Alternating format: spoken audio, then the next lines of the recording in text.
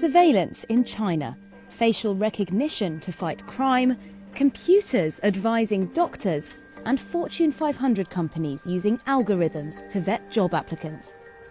Artificial intelligence is getting personal, but misusing it could do serious harm. So where do you draw the line between you and AI? As companies compete in the AI race, the lack of regulation is raising ethical concerns about control, privacy, and bias. We can see that AI technologies are being developed in a very small part of the world. One would argue that most of the most common and popularly used AI technologies are coming out of Silicon Valley, but the impact of these technologies is global.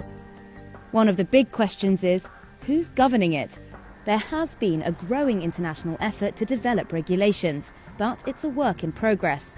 Last year, the EU set out ethical guidelines around AI. They put forward a set of 7 key requirements that the technology should meet in order to be deemed trustworthy. In January, the White House proposed regulatory principles to govern it. California has started curbing facial recognition, and an unlikely trio has come together: Microsoft, IBM, and the Pope, calling for the ethical development of algorithms, or algo ethics.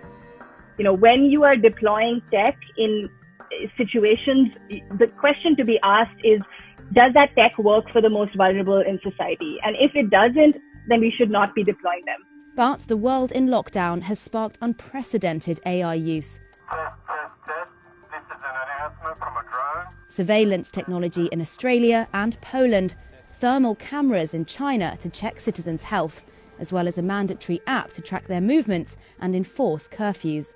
Rights groups fear good progress is being undone. The question to be asking right now is how many of these AI tools have the levels of transparency and due process that are absolutely essential when the impact that they can have is going to affect, our basic rights.